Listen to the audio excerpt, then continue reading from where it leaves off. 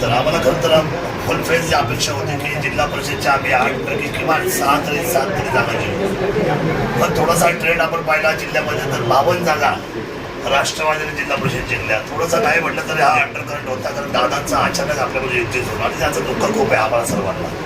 दादा तसे ह्या चर्चेमध्ये आमच्या नेहमी मातब्बर पद्धतीने एकमेकांशी आम्ही एखाद्या तत्वावर भांडायचं देखील. पण दुसऱ्या दिवशी मला फोन झाले, शरद तुझ्या फाईलवर सही केली, तुला ते 2 कोटी दिले, तुला ते 12 कोटी दिले, तुला ते 18 कोटी दिले, सहज सांगून जायचे पण थांबवायचे नाही. एक जिगरबाज माणूस गेला, ते जाण्यानं खरं तर जनता हळहळली आणि खरं तर जुन्नरच्या पण राजकारणामध्ये ट्विस्ट आलं. आणि म्हणून जी लोक फिरले नाहीत ते आज बडाया मारतात की आम्ही 4 तरी आणले. तसं नाही आहे. हा करिश्मा होता दादांच्या कर्तृत्वाचा, तर त्यांचं कर्तृत्व होतं आणि एक जबाबदार माणूस आपल्यातून येऊन गेला, त्यांच्याप्रती सद्भावना व्यक्त करतो. आणि हे ट्विस्ट आम्ही स्वीकारलं. 52 जागा जिल्हा परिषदमध्ये राष्ट्रवादी आल्या, त्या बहुमताला त्यांना आम्ही म्हणतो, त्यांचं कौतुकच करतो. परंतु त्याबरोबर पंचायत समिती हे सत्तास्थान आहे. मिनी आमदारकी ही पंचायत समितीच्या सभापतीमध्ये असते आणि उपसभापतीमध्ये. तशी मिनी आमदारकीची जसं नगराध्यक्ष पदानं आपल्याला माहिती आहे की जुन्नर, आंबेगाव, खेड आणि चाकण शिवसेना जिंकली, तसं इथे सुद्धा शिवसेना ऑलरेडी खूप बहुमतात चालली होती. पण थोडंसं या ट्विस्टमुळे फरक पडला. परंतु शेवटी नेत्याचं दुःख झालं, त्यामुळे जनतेने सुद्धा दिलेला कौल आम्हाला मान्य आहे. पण त्याच्यामध्ये सभापती पदाला आज आमच्याकडे 8 जागा होत्या, 1 जागा त्याची कमतरता होती. सन्माननीय आमचे जे राज्यामध्ये जे आमची नैसर्गिक होती त्याच्यामध्ये आम्हाला अपेक्षा होती का कमळाचा उमेदवाराकडे आम्ही पहिल्यांदा सगळे माणसं पाठवले, भाऊ बोलायला गेले. मी स्वतः काही माणसं वाटलं, आमचा मयूर पवार गेला होता, सगळे दुकानचे मित्र बरोबर गेला होता. पण खूप लोक पाठीमागं सांगायला असल्यामुळे संजयचं ते काही गणित त्याला जुळवता आलं नाही. पण ठीक आहे, तो त्या वेळेचा भाग असतो, आम्ही काही त्याला दोष देत नाही. परंतु अमित मात्र हुशार आहे. अमितने मामाच्या कानावर घातलं, वरती पक्ष शिक्षणच्या कानावर घातलं, बबनरावच्या कानावर घातलं, सचिनजी आहेर साहेबांच्या कानावर घातलं, आदरणीय उद्धवजींच्या पण कानावर घातलं. त्यांनाही भेटून आले आणि त्यांनी त्या ठिकाणी सांगितलं तर कृषी मिळते, सत्ता मिळते, तर स्थानिक ठिकाणी तुम्ही निर्णय घ्या, आमचं त्याच्यामध्ये काही अडचण नाही. आणि हा मुलगा अतिशय तरुण मानक कार्यकर्ता आहे. खूप वर्षापासून जुन्नर तालुका स्वयंसेवा सेवा संस्थेमध्ये मोफत सामुदायिक विवाह सोहळ्यामध्ये खूप आघाडीवर ह्या मुलाने काम केलेलं आहे. दत्ता गावाले असेल, भाऊ देवाडे असेल, वरच्या भागातून आमचा सगळा जो मित्र परिवार असेल, राजू डोंगरे असतील, अशोक बोजरे असतील, ही सगळी जी वरची टीम आहे आमच्या वरच्या भागातली, मग त्या सगळ्या टीमने म्हणजे आता आमचे खरं तर हे राहिलेलं नाही त्याच्यामध्ये आमचे सन्मान्य उपतालुका परिषद विकास करून आलो किंवा कैलासराव असतील, स्वातीताई असतील, आमचा मधल्या काळामध्ये माधव ढोले गेला, ही सगळी म्हणजे मला आठवतंय आमच्या सगळ्या जुन्या लोकांनी खूप काम केले. आम्ही त्यातला सुद्धा एक बिलीचा शिलेदार आहे आमचा. त्यामुळे त्याने निवडणूक लढली. मामाच्या बाजूने पक्ष हा स्थानिक सर्वांची संसदेत वेगळा विषय, पण निवडून आल्या तो माझ्याकडे आला, म्हटलं दादा उपसभापती पदाची संधी मिळत असेल तर मी शिवसेनेचा भागवा पडकेल आणि मला उपसभापती पद दिलं तर मी जनतेची सेवा करेन. जनतेच्या सेवासाठी त्याने येणेरगावच्या मोठ्या गावच्या सरपंचपदावर काम केलेलं आहे. अतिशय हुशार मुलगा आहे. याच्यामध्ये कोणी हरोष झालं काही कारण नाही. आणि दुसरी महत्त्वाची गोष्ट म्हणजे की त्या विभागाला न्याय दिला या खोऱ्यांना. रामदास शेठचा मतदारसंघ तसा पाहायला नसतो. काही रामदास शेट्टी शिवसेनेसाठी काय नाही केलं आपल्या सर्वांना माहीत आहे. त्यामुळे त्या मतदारसंघामध्ये पुन्हा भगवाचा उपसभापती झाला, भगवाच्या सभापती झाला, पश्चिम भागाला गरज झाली. हे गणित अतिशय सोप्यापणे जुळलं. आम्हाला संजयची पण अपेक्षा होती, खरं तर 10च्या 10 लोक आमच्याकडे पाहिजे होती, तर त्याचा तिकडून वापर करण्यात आला. खरं तर ती चूक आहे. खरं तो एकटा असताना आणि राष्ट्रवादीकडे 6 माणसं असताना त्याने 6 मधला माणूस नाही उभा केला. त्याने 1 माणूस का दिला तरी सतत ह्या लोकांचं हे जे राजकारण ना हे नेहमी कन्स्ट्रक्टिव्ह राजकारण नाही, डिस्ट्रक्टिव्ह माइंडचं राजकारण ते लोक करतात आणि ते घातक आहे, ते त्यांना सुद्धा घातक आहे. त्यामुळे मला असं वाटतं की संजयने आज उद्या पुन्हा माझ्याशी भेट घेतली तर आमची नैसर्गिक होती, तर आम्ही त्यांना बरोबर करून काम करू, आमची काही अडचण नाही. हे सोप्या पद्धतीने निवडून झाले. दादा, तुम्ही उद्धव बाळासाहेब ठाकरे या पक्षाचे एक सदस्य सोबत घेऊन सत्ता मिळवलेली आहे, परंतु त्या पक्षाचे नेते जेव्हा असं म्हणतायत की आमचा एकनाथ शिंदे यांच्या शिवसेनेला पाठिंबा नाही, वर नाही आणि इथे पण नाही असं म्हणाले. खाली मी आहे ना, आणि तुमची शिवसेना, तुम्ही अपक्ष आमदार आहात. असं आहे. शरद सोनवणेंनी हे जे गणित जुळवलंय हे जनतेच्या हिताचं गणित आहे. आणि पक्षाची पार्टीची जी आहेत व्यवस्था ती वर आहे चालू. आणि राज्यभरात तुम्ही पाहिलंय काही ठिकाणी भाजपने काँग्रेसला बरोबर घेतलंय, काही ठिकाणी कुणाला कोणी कुणाला बरोबर घेतलंय. तर हे काही जुन्नर तालुक्यात घडले असं काय भान. सचिन अहिर म्हणाले आमचा पाठिंबा नाही. नाही, सचिन आहेत काय साहेबांनी काय म्हटलंय आता हे तुम्हाला चांगलं माहिती आहे का तुम्हाला झोप नाही. मला असं वाटतं की अरे हातूनला किती लोकांनी मदत करावी हो. आमचं असं म्हणणं आहे जनतेच्या बाजूने आपण सर्वांना राहिलं पाहिजे. जनता कुणाच्या बाजूने आहे? जनता त्यांच्या विरोधात आहे आणि जनता त्यांना कधी स्वीकारत नाही.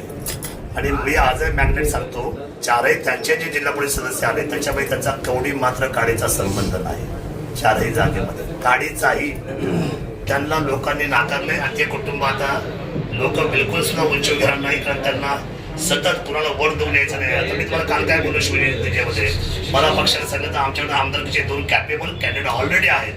शरद सोडले थांबायची वेळ तर थांबेल, कुणाला संधी दिला. आमच्यामध्ये असं काय मतांतर नाहीये किंवा आम्हाला ही खुर्चीचा फार अभ्यास नाहीये किंवा आम्ही काही घराण्याशाहीतली मंडळी, आम्ही साधी मंडळी. हा कोण आहे साध्या घरातला, त्या कोण आहे साध्या घरातला. यांचे चेहरे बघा तुम्ही साध्या घरातली माणसं आहे. हा आजही उभं राहून बारा देतो शेतामध्ये उभं राहून शेतकरी आमचा कोण माणसं राजे भाऊ कोण मंडळी आमची.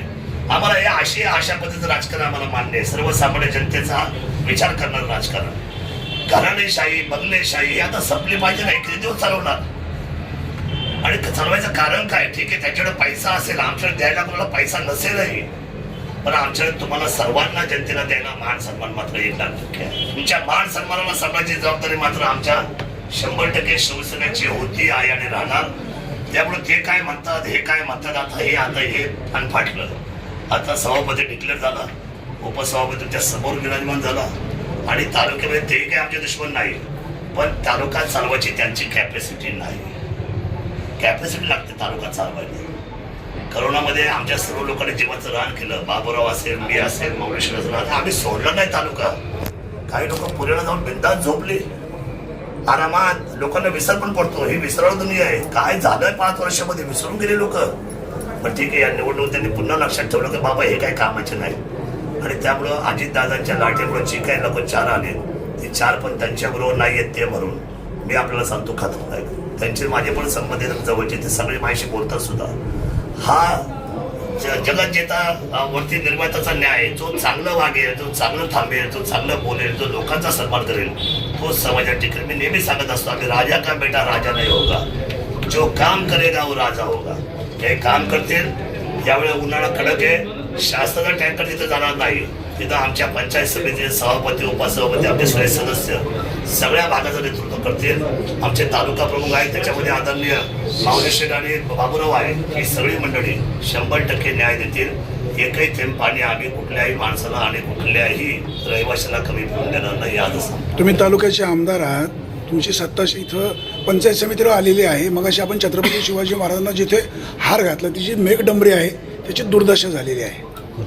हे सगळ्या गोष्टी होतील. दूरदर्शनचा अख्ख्या तालुक्याचीच केली होती मी यायच्या आधी सर्वांनी.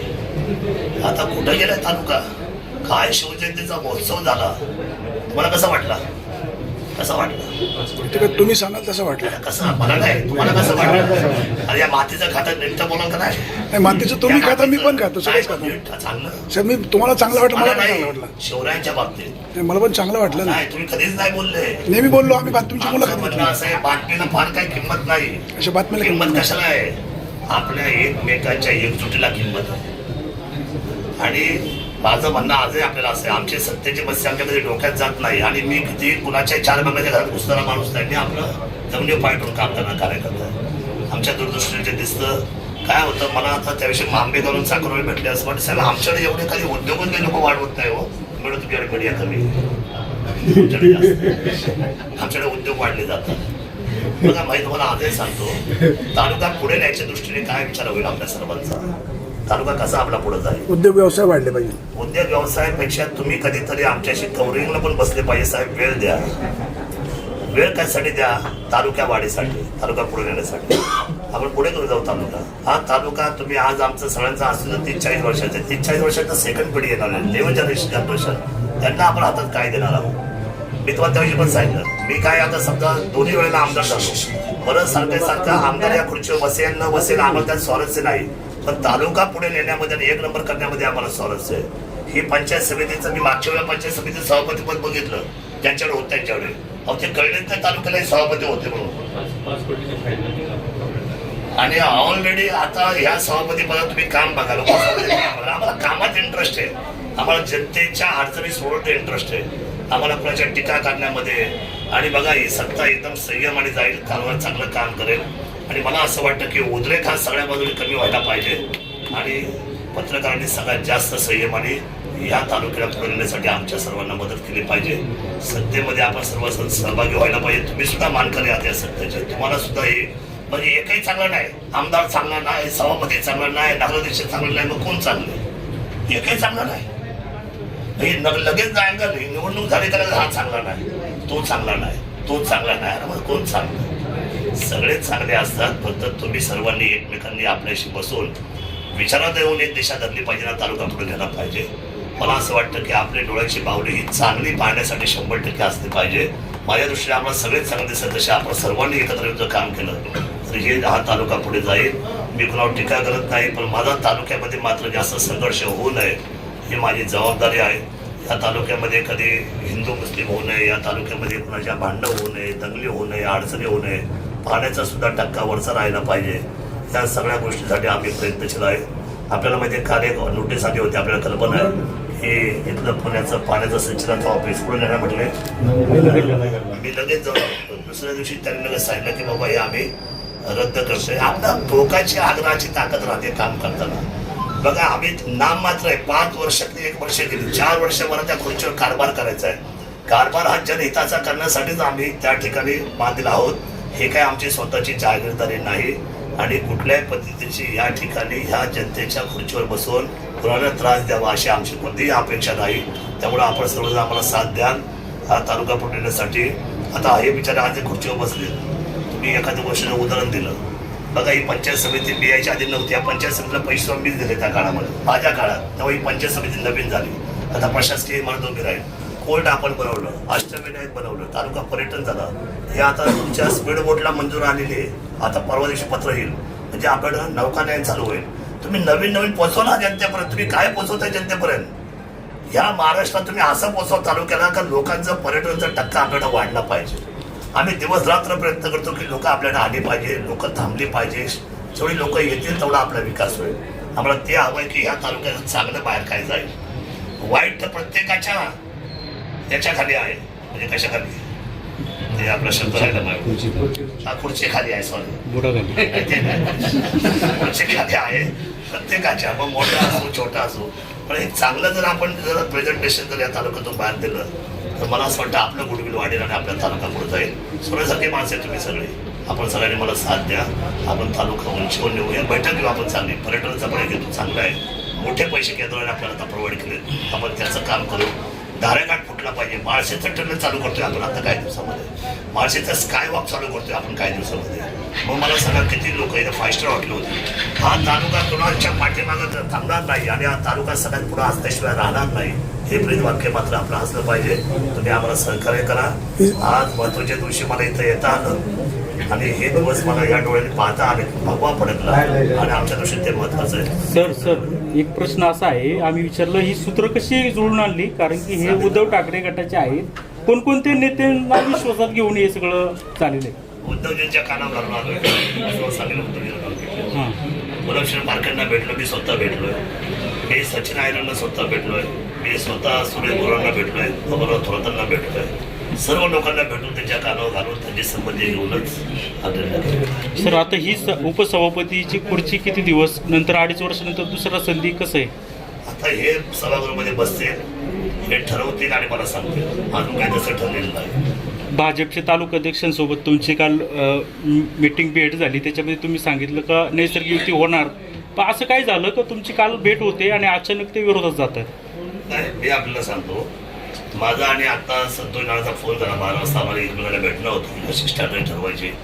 पण ते मला म्हटले की हा उमेदवार बिलकुल ऐकायच्या परिस्थितीत नाही, तो म्हणतो मला निवडणूक करायची आणि राष्ट्रवादीला जाऊन करायची. ठीक आहे, काय हरकत नाही. पण त्याला तेवढे मी म्हटलं पण निवडणूक झाल्यानंतर, निवडणुकीचा कार्यकाल संपल्यानंतर उद्या तो 1 आठवड्याने म्हटलं की मला आपल्या 9च्या गटामध्ये 10 बनवून यायचं आहे, तर आम्ही त्याचं स्वागत करत आहे. आमची काही अडचण नाही. आपले 20 बिबटे गुजरातला गेले. 50ची समजुरी आहे, 20 गेले साहेब, ती चालून जाते.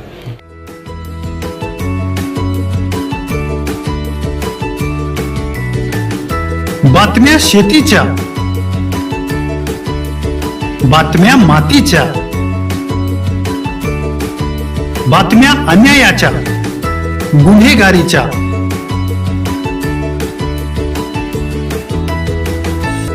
राजकारणाच्या आणि समाजकारणाच्या, शोषणाविरुद्ध बुलंद आवाज, जनसामान्यांच्या हुंकाराची गाज, सत्कार्याला प्रोत्साहन, दुष्कृत्याला अनुशासन, निर्भीड, निस्पृह, सडेतोड, बेधडक आणि रोखठोक म्हणजेच विघ्नहर टाइम्स. शोध बातमीचा, ध्यास सत्याचा. आपलं चॅनल, आपली बातमी. सबस्क्राईब तर कराच, पण बेल आयकॉनवर क्लिक करायलाही विसरू नका.